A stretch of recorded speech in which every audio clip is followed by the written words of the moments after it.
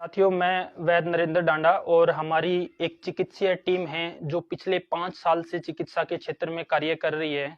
और हमारा जो कार्य है इसका जो आधार है वो है हमारे पास अष्टांग हृदयम। हमारी चिकित्सीय टीम ने जो भी चिकित्सा की है वो इस ग्रंथ के प्रमाण के, इस ग्रंथ के चिकित्सा के अनुसार की है जो चिकित्सा नियमित शास्त्र में है। तो हम आज का टॉपिक शुरू करते हैं। हमारे पास अब जैसे आपने देखा होगा कि 1 महीना पहले बहुत ज्यादा संख्या में जबर चल रहा था और काफी लंबा जबर चल रहा था। और जबर में क्या था, जो रोगी है वो 12-12, 15-15 दिन जबर में पीड़ित थे, जबर यानी कि बुखार।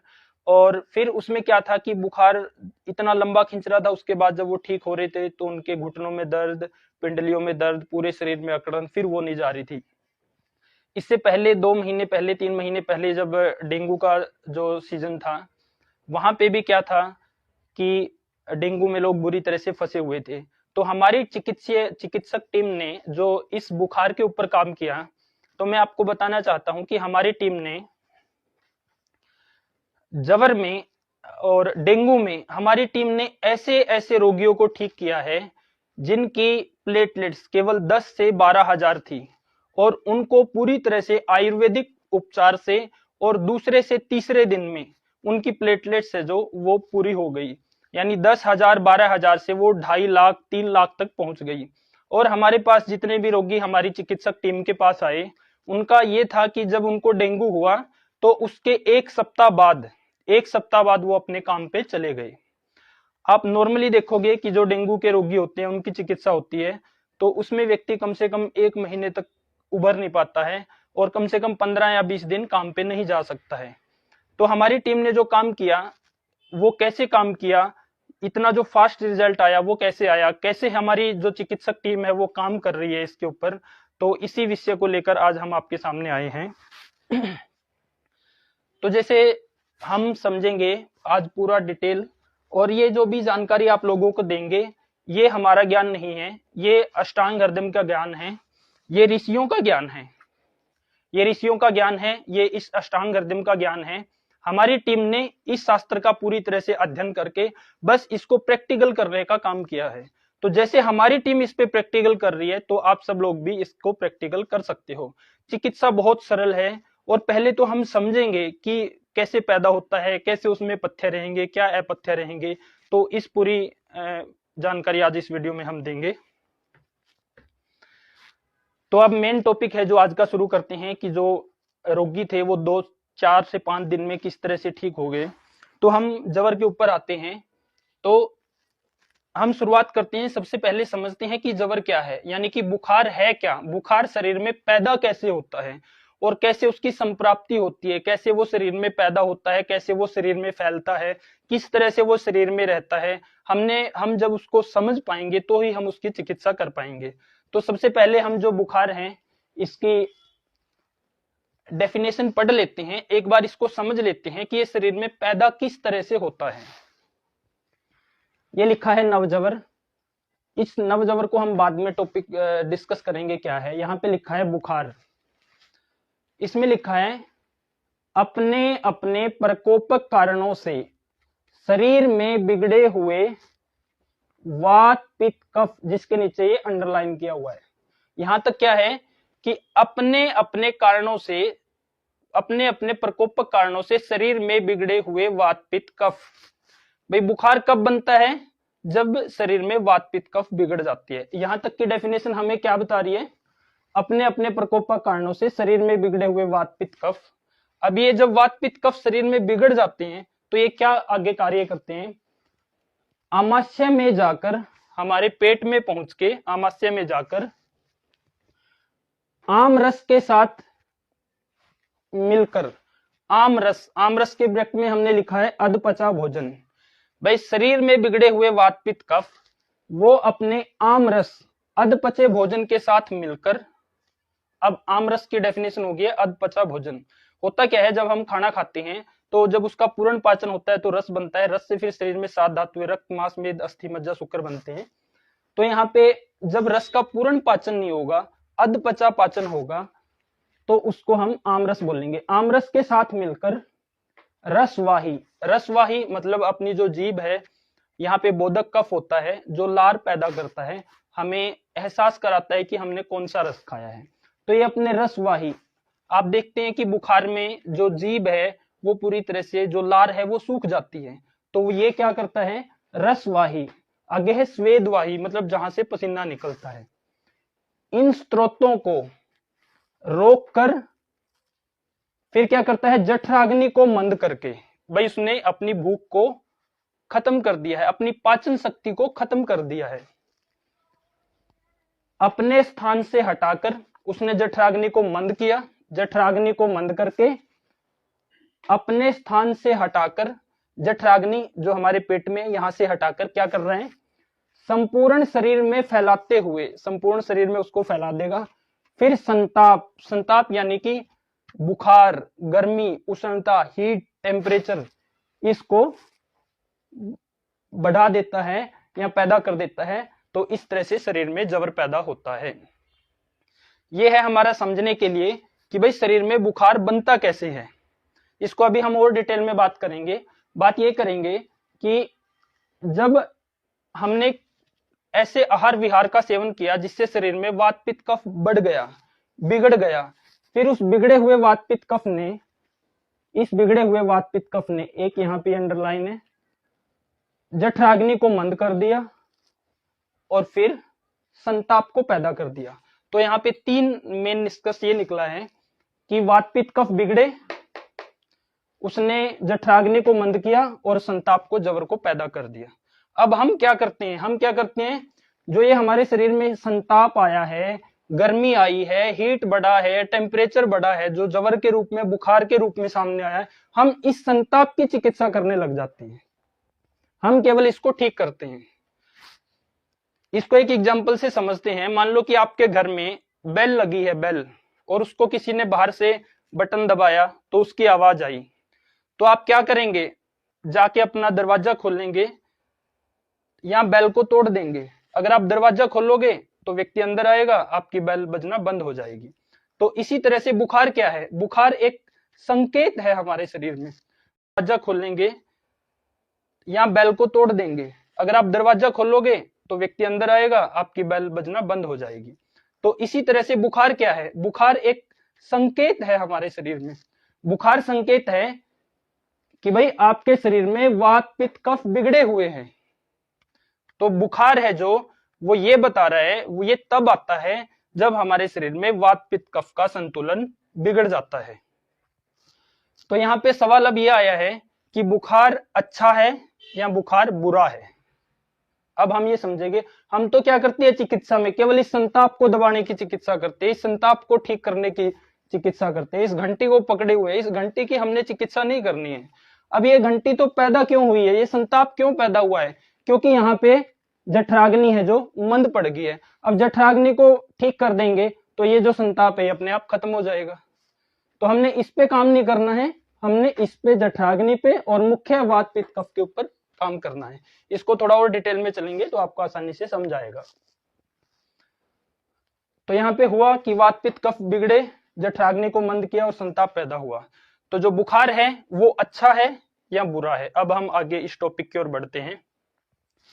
जो बुखार है वो हमारे शरीर के लिए अच्छा है, क्योंकि वो संकेत लेके आया है। क्या संकेत लेके आया है, कि हमारे शरीर में वात पित्त कफ बिगड़े हुए हैं। जब शरीर में वात पित्त कफ बिगड़ेंगे तभी बुखार आएगा। अब हम क्या करते हैं, जब इस उष्णता को, हम इस संताप को ठीक करने में लगे रहेंगे तो क्या होगा, बुखार बार बार बनता रहेगा।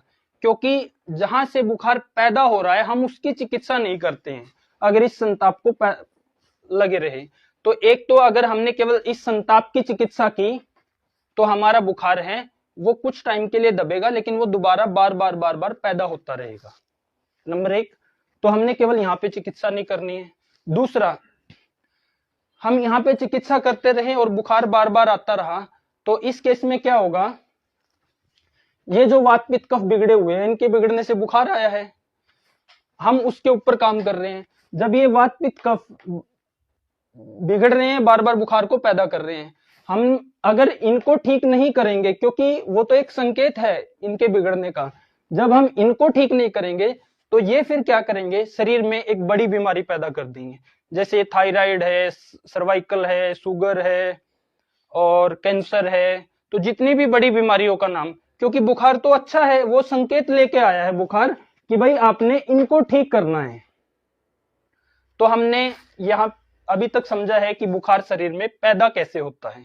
अब हम इसमें आगे की तरफ बढ़ते हैं कि हमारी चिकित्सक टीम के पास जितने भी डेंगू के रोगी आए, चाहे कितनी भी कम प्लेटलेट्स थी, या अभी जैसे 1 महीना पहले, लगभग 1 महीने से अभी बुखार का सीजन रहा, तो उनको हमारी टीम ने इस शास्त्र के अनुसार, ये ऋषियों का ज्ञान है और ये ज्ञान क्या कहता है, हमारी टीम ने जो उसमें चिकित्सा दी वो चिकित्सा क्या रही।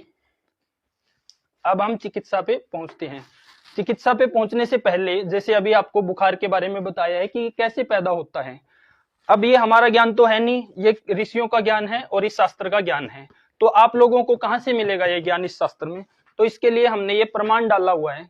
प्रमाण ये है कि ये जो डेफिनेशन अभी आप लोगों को समझाई है, ये अष्टांग हृदयम निदान स्थानम दूसरा अध्याय का श्लोक नंबर 3, 4 और 5 है।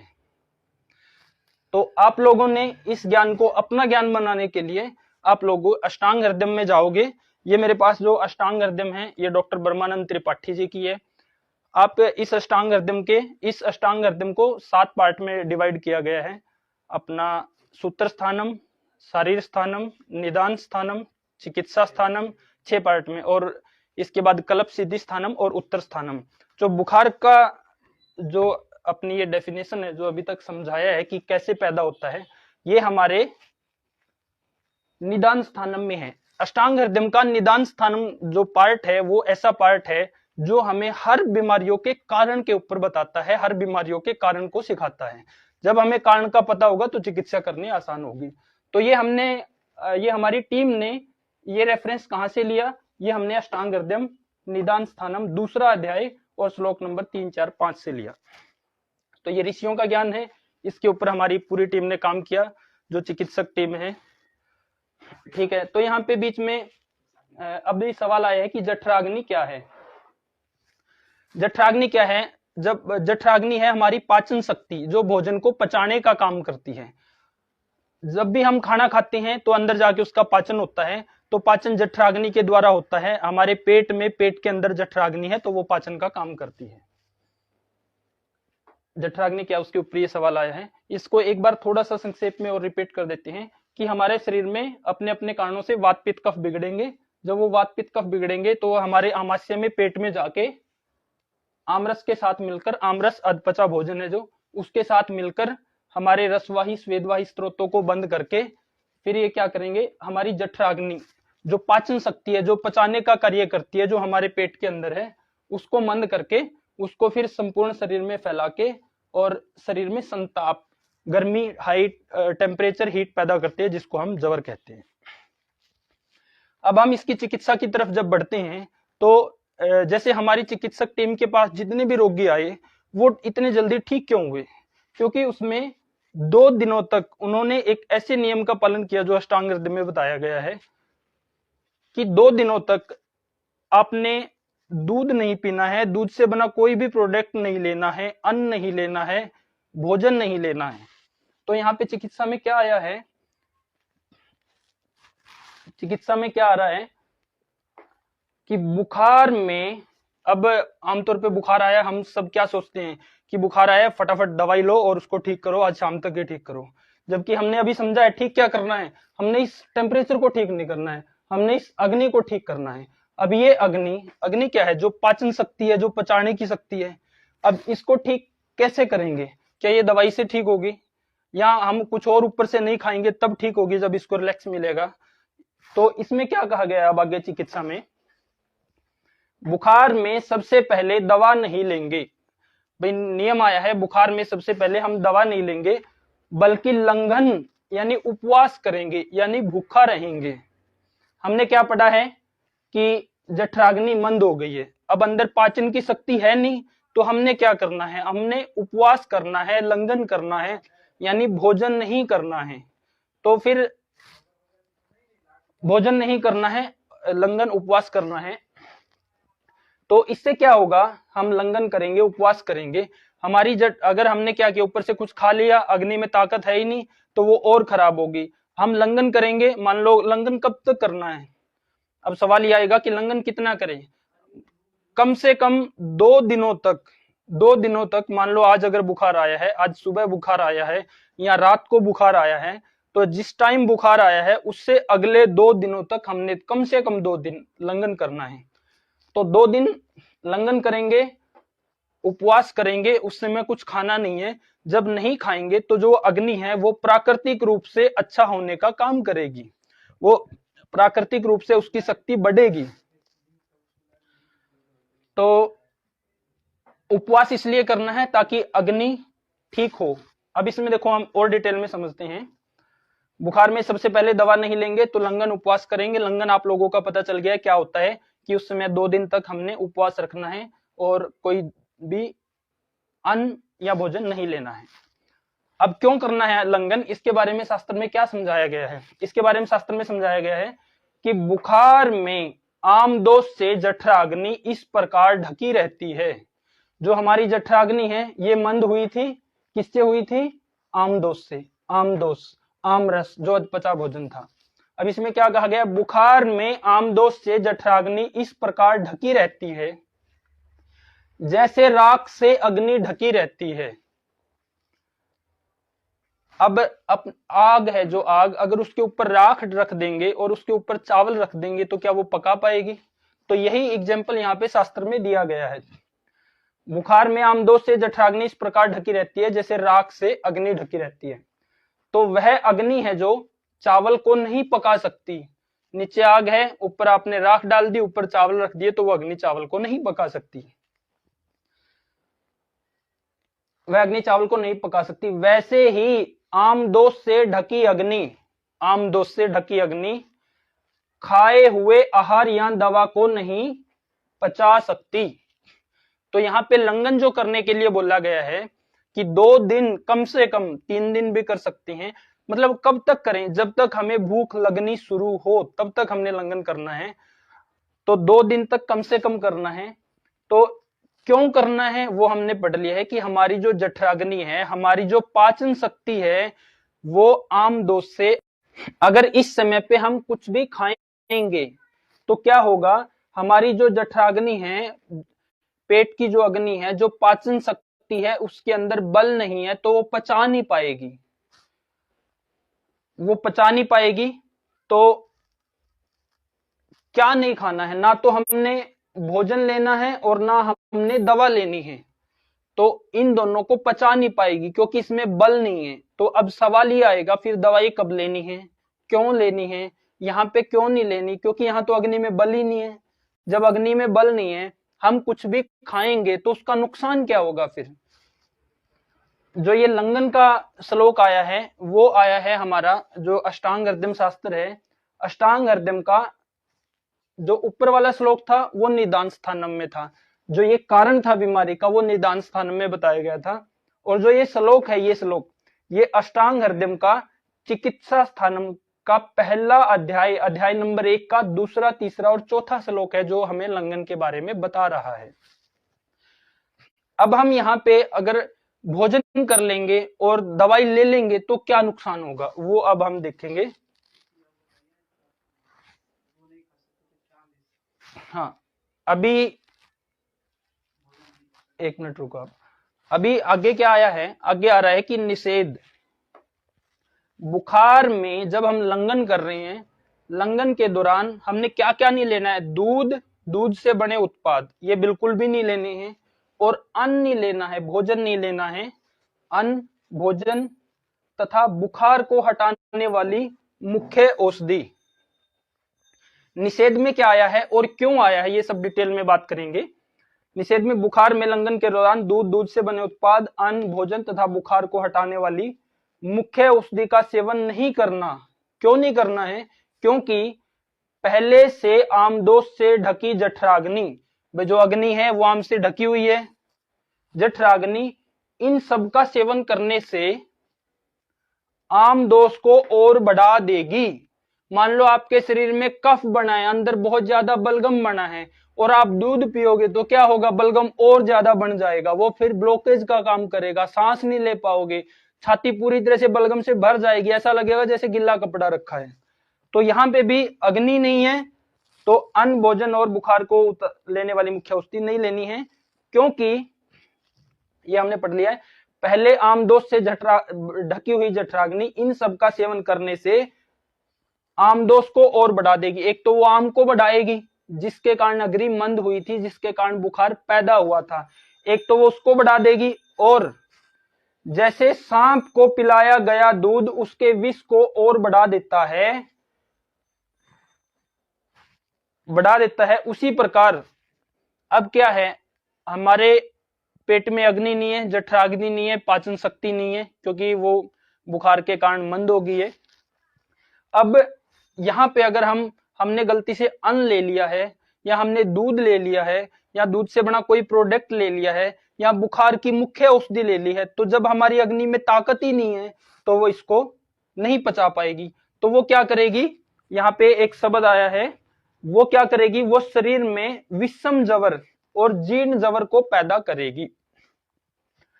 अब ये विषम जवर और जीर्ण जवर क्या है, बुखार की एक कैटेगरी है कि जैसे हम पढ़ रहे हैं कि बुखार कैसे पैदा होता है, हमें कभी कभार 6 महीने में, 1 साल में, 1.5 साल में या 2 साल में कभी कभार जब बुखार होता है तो उसको हम नवजवर बोलते हैं, और जब वो बुखार लंबा खिंच जाता है तो उसको हम विषम जवर बोलते हैं, और जब वो और ज्यादा लंबा खिंच जाता है तो उसको हम जीर्ण जवर बोलते हैं।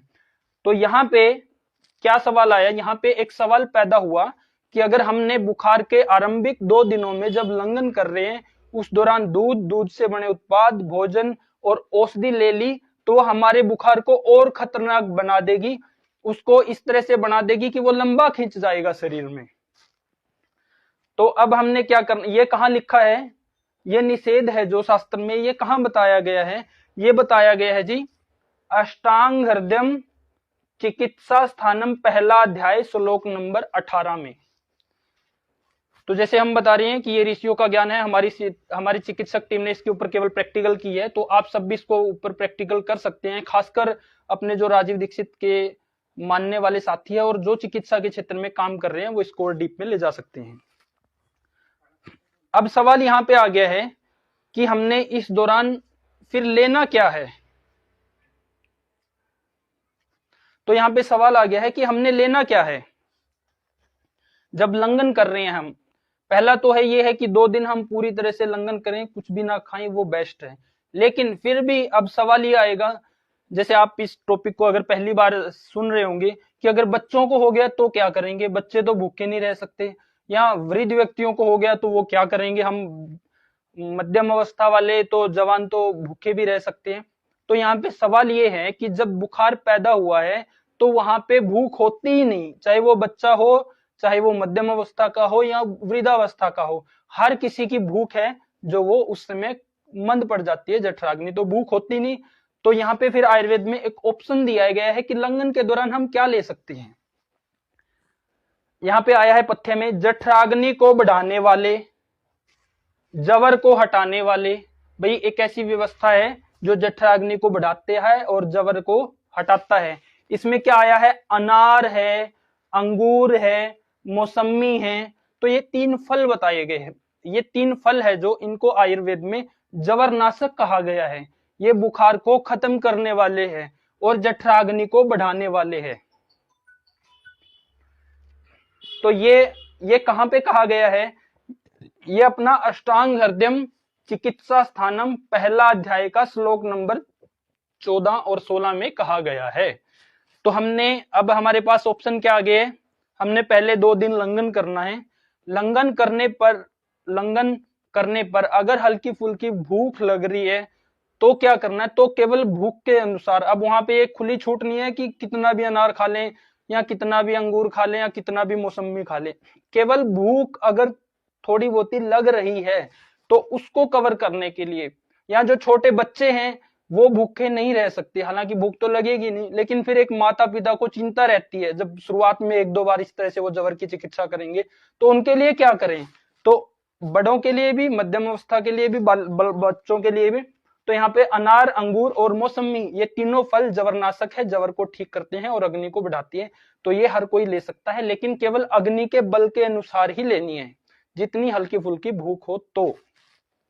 इसके अलावा अब आप बोलेंगे कि अभी तक दवाई नहीं आई है, तो आयुर्वेद में यहाँ पे दवाई नहीं आई है, क्योंकि हमने अग्नि को अगर ठीक कर दिया तो अग्नि अपनी जगह पे आ जाएगी, तो ये जो संताप है वो ठीक हो जाएगा। इसके अलावा आयुर्वेद में एक ये काढ़े का जिक्र आया है, जिसका नाम है महासुदर्शन काढ़ा। अब आप ये अगर इस काढ़े को देख पा रहे हो, ये सभी साथी बीच में ये भी बताते रहे कि क्या आवाज क्लियर आ रही है, और अपना कोई सवाल है तो वो डालते रहें। तो ये जो महासुदर्शन काढ़ा है, ये अग्नि दीपक है। इसके बारे में, ये केवल अग्नि को सुधारेगा, हम बुखार को ठीक करने की अभी कोई दवाई नहीं दे रहे, क्योंकि हमने ठीक ही अग्नि को करना है। तो पहले 2 दिन इस महासुदर्शन काढ़ा को चिकित्सक के निर्देश में दिन में कम से कम 4 बार लिया जा सकता है। 15 ml ये और 45 ml पानी, इस तरह से दिन में 4 बार पहले 2 दिनों में भी लिया जा सकता है, क्योंकि ये अग्नि को ठीक करेगा। अग्नि ठीक होगी तो संताप ठीक हो जाएगा। तो पहले 2 दिनों की लंघन में हमने क्या नहीं करना है और क्या करना है, वो अभी तक हमने यहाँ पे देख लिया है। तो अब आ गया है जी निषेध। निषेध में कि हमने क्या बिल्कुल भी नहीं लेना है। निषेध में हम पढ़ रहे हैं, इसमें कहा गया है कि विषाक्त औषध द्रव्यों से बुखार को दबा देना। भाई हमने कोई ऐसी दवाई ले ली जिसने बुखार को एकदम झट से दबा दिया। विषाक्त औषध द्रव्यों से जवर को दबा देना, भाई हमने कोई ऐसी दवाई ले ली जिसने बुखार को झट से दबा दिया। जैसे हम आधुनिक चिकित्सा में जो आजकल दवाइयां लेते हैं या इंजेक्शन लगवाते हैं, तो फिर क्या बोल रहा है शास्त्र, विषाक्त औषध द्रव्यों से जवर को दबा देना जवर की वास्तविक चिकित्सा नहीं है। भाई हमने आज जवर आया है और आज ही शाम तक उसको दबाने के लिए चिकित्सा ले ली, तो वो उसकी वास्तविक चिकित्सा नहीं है। अब वास्तविक चिकित्सा क्या है उसके बारे में जानेंगे। दुष्यों यानी कि स्थान जहां पे जवर की संप्राप्ति हुई है, जहां से जवर पैदा हुआ है, दुष्यों में से दोषों के प्रभाव को हटाकर उन्हें सम अवस्था में स्थित करना वास्तविक चिकित्सा है। भाई हुआ क्या था बुखार में, हमारी जठरा वात पित्त कफ बिगड़े, उसने हमारी जठराग्नि पाचन शक्ति को मंद कर दिया, और फिर उसने आगे की क्रिया कैसे हुई कि उसने अपने रसवाही स्वेदवाही स्त्रोतों को बंद करके और फिर जठराग्नि को मंद करके पूरे शरीर में फैला दिया।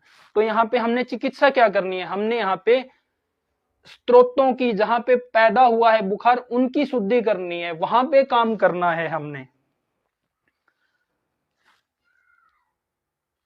तो इसमें एक श्लोक है, अभी यहाँ पे जगह थोड़ी कम थी इसलिए वो श्लोक और नहीं डाल पाए। ये जो श्लोक है जो ये कह रहा है कि विषाक्त औषध द्रव्यों से जवर को दबा देना वो उसकी चिकित्सा नहीं है।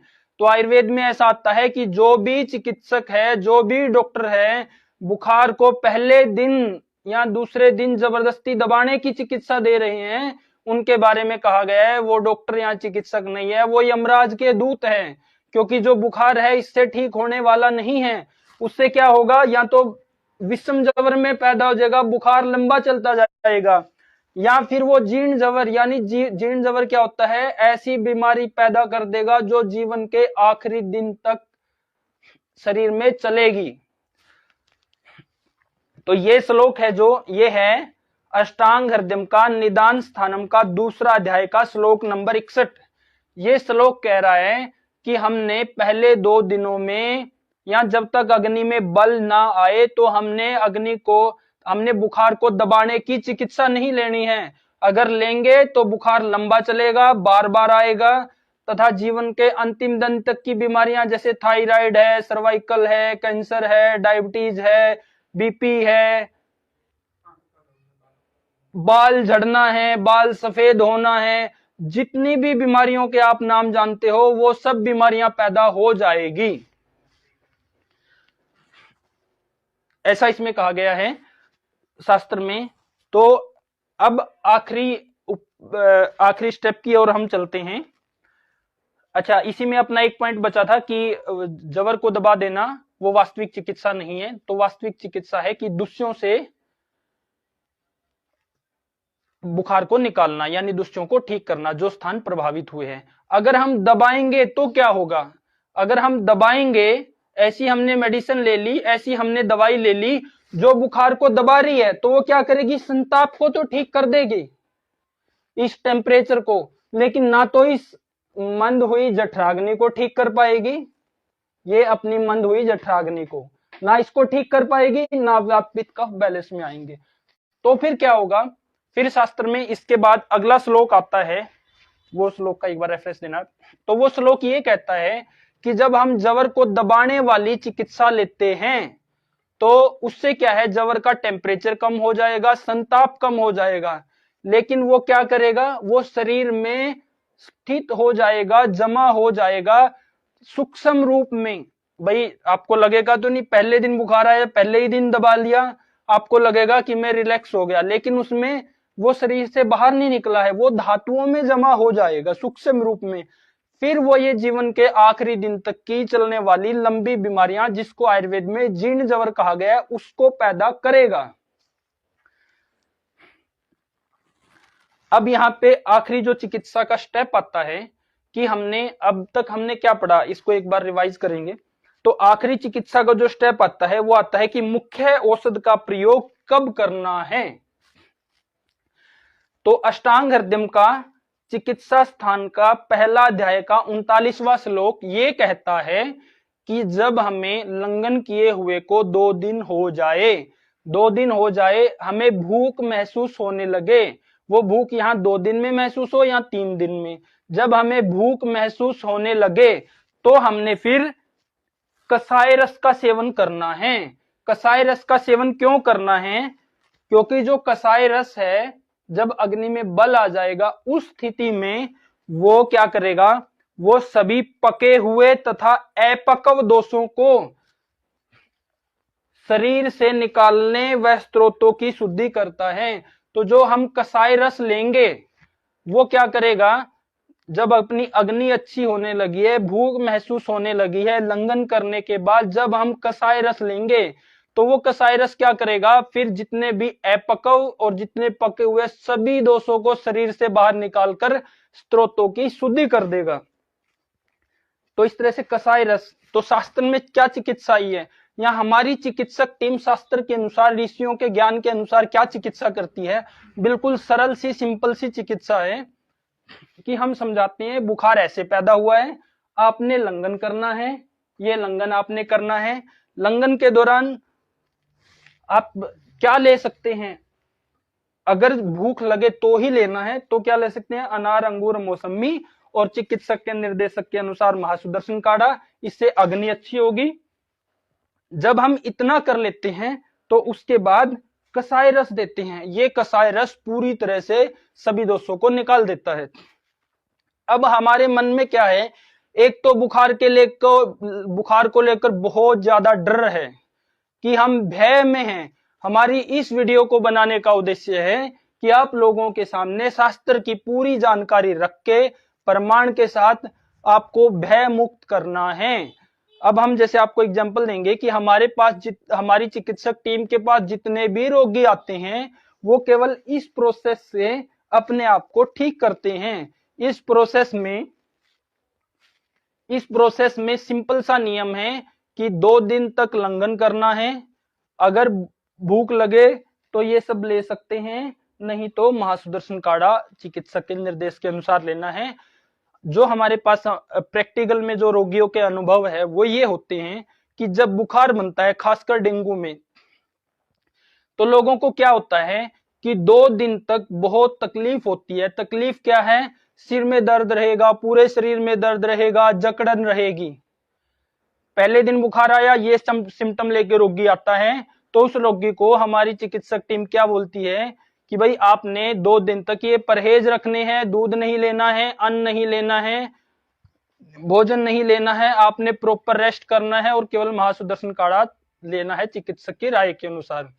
2 दिन ये प्रोसेस हुए। इसमें करने से क्या होता है कि पहले दिन तो उसको सिर दर्द भी होगा, सर दर्द, पूरे शरीर में भी दर्द होगा। दूसरे दिन उसका टेम्परेचर है वो डाउन पड़ जाता है। अगर आप यहाँ पे महासुदर्शन काढ़ा भी नहीं लोगे तो भी आपका टेम्परेचर दूसरे दिन डाउन पड़ना शुरू हो जाता है। और दूसरे दिन फिर क्या होता है, रोगियों को सिर में दर्द और शरीर में दर्द रहता है, लेकिन तीसरे दिन जब हम आते हैं तो सिर दर्द पूरी तरह से ठीक, कुछ हल्का फुल्का शरीर में दर्द रहेगा। फिर चौथे दिन से जब हम मुख्य औषधि देते हैं, जब अग्नि अच्छी हो जाए, तो फिर उस दिन से चौथे दिन तो मतलब वो ऐसे भी रोगी हमारी टीम के पास रहे हैं, हमारी चिकित्सक टीम के पास, कि जिन्होंने डेंगू में 3 दिन तक कोई दवाई नहीं ली, बस परहेज किया। इस परहेज करने से पहले दिन तो रहेगा सिर में शरीर में दर्द, दूसरे दिन बुखार का टेम्परेचर कम हो जाता है, तीसरे दिन शरीर का दर्द खत्म, चौथे दिन सिर का दर्द खत्म। तो जब यहाँ पे मुख्य औषधि देते हैं तो उनकी प्लेटलेट्स है एकदम से बढ़ जाती है जी, जो कसाई रस देते हैं, जो शास्त्र में बताया है। अब उसका भी डिटेल में बात करेंगे। लेकिन अगर यहाँ पे हम इन 2 दिनों में परहेज नहीं कर पाते तो ऐसे भी रोगी आते हैं, ऐसे रोगी आते हैं कि जिनको डेंगू हुआ, वो आधुनिक चिकित्सा के लिए चले गए, वहां पे उनको ऐसा ट्रीटमेंट दिया गया, वो ट्रीटमेंट जो 6-6 घंटे पे टैबलेट देते हैं या ग्लूकोज चलती है, वो क्या करती है भाई, जब पेट में अग्नि ही नहीं है और वो चिकित्सा जब हम लेंगे तो वो शरीर में आम दोष को और बढ़ा देती है। जैसे कि हमने यहाँ पे इस श्लोक में पढ़ा था कि आम दोष को और बढ़ा देती है। अब आप एक चीज देखेंगे कि डेंगू में जो भी लोग मरते हैं वो क्यों मरते हैं, क्योंकि इस जब आमदोष है वहां पे अगर 6-6 घंटे पे दवाई लेंगे, टैबलेट लेंगे और कुछ शरीर में ग्लूकोज लगाएंगे तो वहां पे क्या होगा, वो आमदोष को और बढ़ा देता है। ऐसे रोगियों को जब आप ऑब्जर्वेशन करोगे तो उनमें सबसे पहले किडनी फेलियर मिलता है। हमारी चिकित्सक टीम ने जो इसके ऊपर ऑब्जर्वेशन किया, देखा, तो जितने भी व्यक्ति डेंगू में मरे वो क्यों मरे, क्योंकि आम दोष जब था वहां पे ये सब ट्रीटमेंट लेने से वहां उनके पानी भर गया और किडनी फेलियर, उसके बाद उनका हार्ट, उसके बाद मस्तिष्क, हार्ट और मस्तिष्क, क्योंकि इन तीनों का एक ही कनेक्शन है। तो वो लोग बुखार के कारण नहीं मरते हैं, वो लोग मरते हैं गलत इलाज के कारण। क्योंकि बुखार में तो ऐसे व्यक्ति भी, ऐसे रोगी भी हमारी चिकित्सक टीम के पास आए हैं जिन्होंने 3 दिन कोई मेडिसिन नहीं ली, बस परहेज रखा, उन्होंने लंघन किया, भूखे रहे, तो उनकी अग्नि अच्छी हो गई। उसके बाद जब मुख्य औषधि ली तो बुखार एकदम से निकल गया। तो वहां पे जितने भी लोग मरते हैं वो केवल गलत ट्रीटमेंट के कारण मरते हैं। हमारे मन में ये डर है कि बुखार खतरनाक है, बुखार कुछ भी खतरनाक नहीं है।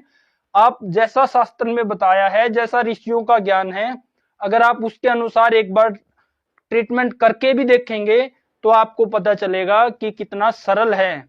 और जब आप आमावस्था में दवाई लेंगे तो वो रोगी मरने ही है। अगर वो रोगी मरने से बच गए जिन्होंने 6-6 घंटे पे टैबलेट या ग्लूकोज लगवाई है, अगर वो मरने से बच गए तो उनके शरीर में क्या होगा, जीर्ण जवर उसको बोलते हैं कि जीवन के आखिरी दिन तक की चलने वाली बीमारियां। आप देखोगे अगर आप डेंगू से पीड़ित रहे हो, टाइफाइड से पीड़ित रहे हो, मलेरिया से पीड़ित रहे हो, तो उसके बाद आप महसूस करेंगे शरीर में कोई ना कोई ऐसी बीमारी लग गई है जो परमानेंट ही चल रही है, जो लंबी चल रही है, आखिरी दिन तक चलेगी, शरीर में ऐसी बीमारी जमा हो जाती है। तो हमारी चिकित्सक टीम क्या करती है, सबसे ज्यादा फोकस केवल और केवल लंघन पे देती है। अगर आपने लंघन कर लिया तो आप बुखार से नहीं मरोगे, ये शास्त्र कहता है, ये ऋषियों के प्रमाण कहते हैं। फिर भी अगर आपको शुरू में डर लगता है तो आप यहाँ पे चिकित्सक के निर्देशन के अनुसार महासुदर्शन काढ़ा ले सकते हैं जो अग्नि को अच्छा करेगा। उसके बाद क्या है, जो कसाई रस है, जैसे अपना अष्टांग हृदय के चिकित्सा स्थान का पहला अध्याय का 39वां श्लोक, 39वें श्लोक में कहा गया है कि जब अग्नि अच्छी होने लगे तो वहां पे कसाई रस दो। और ये कसाई रस है, अगर आप लोगों को दिखाएं तो जो हमारी चिकित्सक टीम है ये कसाई रस है, ये आपने अपने चिकित्सक के अनुसार, अपने चिकित्सक के निर्देशन में वासाग्लुचादी और अमृतोत्तर कसायम, ये कंपनी है वैद्यरत्नम, केरल की कंपनी है। इसकी जब आप वेबसाइट पे जाओगे, इसकी वो क्या है, इनकी एक ऐप है VOS स्मार्ट के नाम से। जब आप इन दोनों कसायों की डिटेल वहां पे पढ़ोगे तो जो अमृतोत्तर है इसको त्रिदोषज सामक कहा गया है। ये वात पित्त कफ तीनों को ही बैलेंस में लेके आने वाला है। और जो वासाग्लुचादी है इसको कहा गया है, शास्त्र में भी यही कहा गया है, इसको कहा गया है कि ये वासाग्लुचादी ये अपने रक्त में, ब्लड में जितने भी डिसऑर्डर हुए हैं उन सबको बाहर निकालने का काम करती है। तो डेंगू में हमारी चिकित्सक टीम केवल इतना ही काम करती है, एक लंघन करवाती है और लंघन के दौरान महासुदर्शन काढ़ा, और उसके बाद रोगी की स्थिति के अनुसार जब अग्नि अच्छी होने लग जाए तो ये 2 दवाई को जब अग्नि अच्छी होने पे लिया जाता है तो ये सभी दोषों को शरीर से, बुखार के जो अवस्था है अपक्व तथा पके हुए सभी दोषों को निकाल के आपकी प्लेटलेट्स को पूरी तरह से बढ़ा देती है। तो चिकित्सा बिल्कुल सरल है, बस यहाँ पे क्या करना है, हमने डरना नहीं है। बुखार, इस वीडियो को बनाने का हमारा जो उद्देश्य था वो उद्देश्य था कि समाज के अंदर ऋषियों के ऐसे ज्ञान की जानकारी प्रमाण के साथ दी जाए, आप लोगों के अंदर का भय खत्म किया जाए कि बुखार से कभी भी किसी भी व्यक्ति की मृत्यु नहीं होती और ना ही बुखार खतरनाक होता। बुखार तो एक संकेत है बस, उसका जब हम गलत ट्रीटमेंट करेंगे, देखो कितना अच्छा ऋषियों ने लिखा है कि विषाक्त औषध द्रव्यों से जवर को दबा देना उसकी चिकित्सा ही नहीं है, और जब हम दबाएंगे तो उससे मृत्यु आने वाली है, और मृत्यु से बच गए तो जीवन के आखिरी दिन तक चलने वाली बड़ी बीमारियां पैदा होगी। तो हमने बुखार में डरना नहीं है, चाहे डेंगू हो, चाहे टाइफाइड हो, चाहे मलेरिया हो, किसी भी तरह का बुखार हो। जिन जिन रोगियों ने लंघन करके फिर मुख्य औषधि ली है वो 7वें दिन अपने काम पे सब चले गए हैं। आप भी अगर इस तरह से जवर को समझकर चिकित्सा करेंगे तो जवर बिल्कुल आराम से ठीक हो जाएगा। अब ऐसे रोगी भी हमारे चिकित्सक टीम के पास आए हैं जिन्होंने आधुनिक चिकित्सा ली, बुखार को दबाने का प्रयास किया। उनके साथ क्या हुआ, या तो बुखार बार बार बनता रहा या फिर उसमें क्या है, बुखार दब गया, उसने फिर बड़ी बीमारियां पैदा कर दी। तो जैसे अभी ये एक बुखार 1 महीने से चल रहा था, उसमें क्या हो रहा था कि हाई टेम्परेचर का बुखार है, उसमें लंघन करोगे, महासुदर्शन काढ़ा लोगे, चिकित्सक के निर्देश के अनुसार आप अग्नि को अच्छा करोगे तो वो क्या है, आम दोष अपना निकल जाएगा, फिर मुख्य औषधि लेंगे तो वो ठीक हो जाएगा। तो जिन्होंने उसको दबाया वो इस तरह से परेशान रहे कि वो 15-15 दिन तक बार बार बुखार आने से परेशान रहे, और फिर उनको जोड़ों में दर्द, घुटनों में दर्द। ऐसे रोगी भी हमारी चिकित्सक टीम के पास आए जो चल ही नहीं पा रहे थे, अपनी ड्यूटी ही नहीं दे पा रहे थे, अपना काम ही नहीं कर पा रहे थे, केवल गलत चिकित्सा के कारण। और कोई पॉइंट बचा है? अभी जिन जिन साथियों के कमेंट है